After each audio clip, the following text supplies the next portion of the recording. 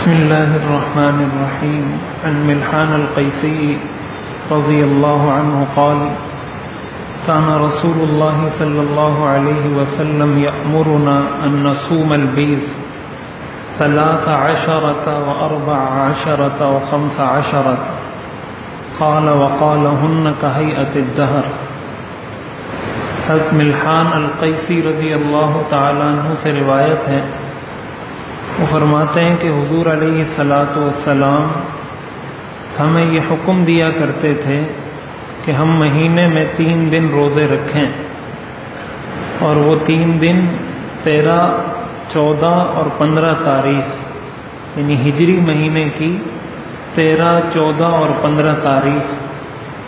اور آگے آپ نے فرمایا: ہن کہیئۃ الدہر، جو شخص ان روزوں کا اہتمام کر لے یہ ایسا ہی ہے گویا اس نے ساری زندگی روزے رکھے ہیں۔ یہ ابو داؤد شریف کی روایت ہے۔ ان روزوں کو ایام بیض کہا جاتا ہے۔ بیض کا مطلب عربی میں ہوتا ہے سفید یا روشن۔ یہ 3 دن ایام بیض کہلاتے ہیں، 13، 14 اور 15، اسلامی مہینے کی 13، 14 اور 15 تاریخ۔ روایات میں آتا ہے، عبداللہ ابن عباس رضی اللہ تعالیٰ عنہ سے روایت ہے: کان لا یدع صوم ایام البیض فی سفر ولا حضر، کہ حضور علیہ الصلاۃ والسلام یہ روزے نہ کبھی سفر میں چھوڑتے تھے نہ حضر میں چھوڑتے تھے، یعنی چاہے آپ مسافر ہوں چاہے آپ گھر میں ہوں، ہر حال میں آپ ان 3 روزوں کا اہتمام کیا کرتے تھے۔ اور ایک صحابی کو حضور علیہ الصلاۃ والسلام نے باقاعدہ حکم دیا تھا، حضرت عبداللہ ابن عمرو رضی اللہ عنہ کو، کہ تم ہر مہینے کی ان 3 تاریخوں کو روزہ رکھا کرو۔ اور اس میں آپ نے یہ بھی فرمایا کہ اس سے انسان کو ایسا ثواب ملتا ہے گویا ساری زندگی اس نے روزے رکھے ہیں۔ اور اس کی تشریح بھی خود حدیث کے اندر موجود ہے۔ وہ اس طرح کہ قرآن کریم میں آتا ہے: من جاء بالحسنۃ فلہ 10 امثالھا، کہ جو شخص ایک نیکی لے کر آئے گا اس کو 10 کا ثواب ملے گا۔ تو مہینے میں اگر کوئی شخص 3 روزے رکھتا ہے، اس کا مطلب اس کو 30 روزوں کا ثواب ملے گا۔ ایک روزے سے 10 روزوں کا، پھر اگلے ایک روزے سے 10 روزوں کا، پھر اگلے ایک روزے سے 10 روزوں کا۔ تو مہینے میں 3 روزے رکھنا ایسا ہے گویا اس نے پورا مہینہ روزہ رکھا۔ تو ہر مہینے اگر آدمی یہ 3 روزے رکھے، اس کا مطلب اس نے ساری زندگی روزے میں گزار دی۔ اور جو روزے کے فضائل ہیں کہ حدیث شریف میں آتا ہے، اللہ تعالیٰ فرماتے ہیں کہ روزہ میرے لیے ہے اور میں ہی اس کا بدلہ ہوں۔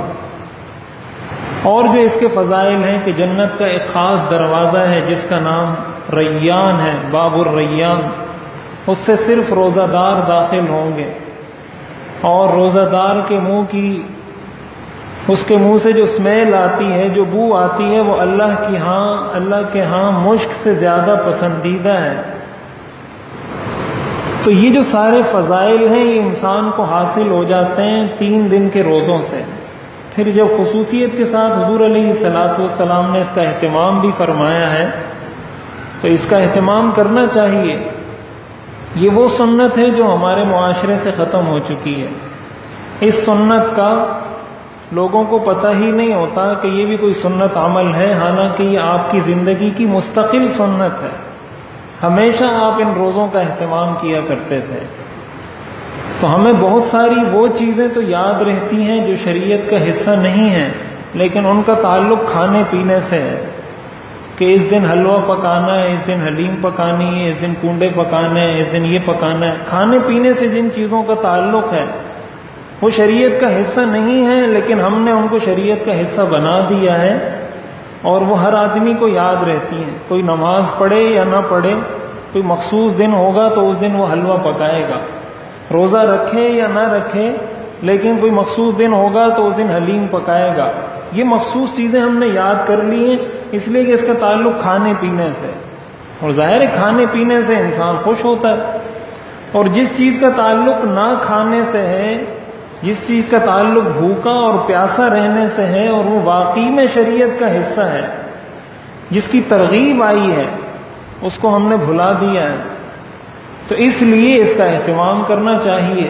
پھر شعبان کے مہینے میں اس کی اہمیت اس لیے بھی بڑھ جاتی ہے کہ حضور علیہ الصلاۃ والسلام شعبان کے مہینے میں بکثرت روزے رکھا کرتے تھے۔ صحابہ فرماتے ہیں کہ آپ کسی بھی مہینے میں اتنی کثرت سے روزے نہیں رکھتے تھے جتنی کثرت سے آپ شعبان میں روزے رکھتے تھے، اور آپ نے فرمایا کہ اس مہینے میں اعمال اللہ کی بارگاہ میں پیش ہوتے ہیں، تو میں چاہتا ہوں کہ میرے اعمال اس حالت میں پیش ہوں کہ میں روزے سے ہوں۔ تو شعبان کے مہینے میں اس کا اور زیادہ اہتمام کرنا چاہیے۔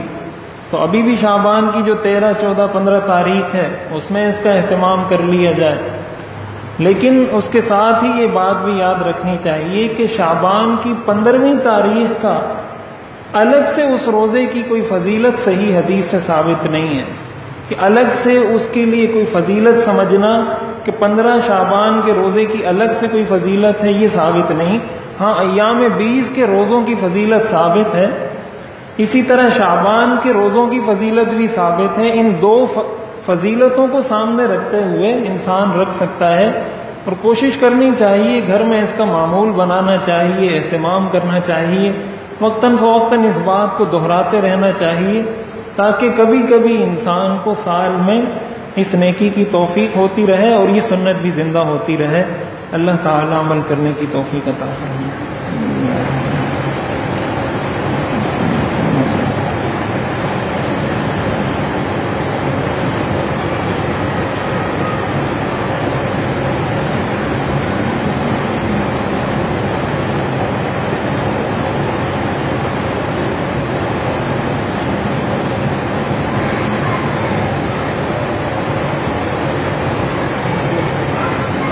رحمتک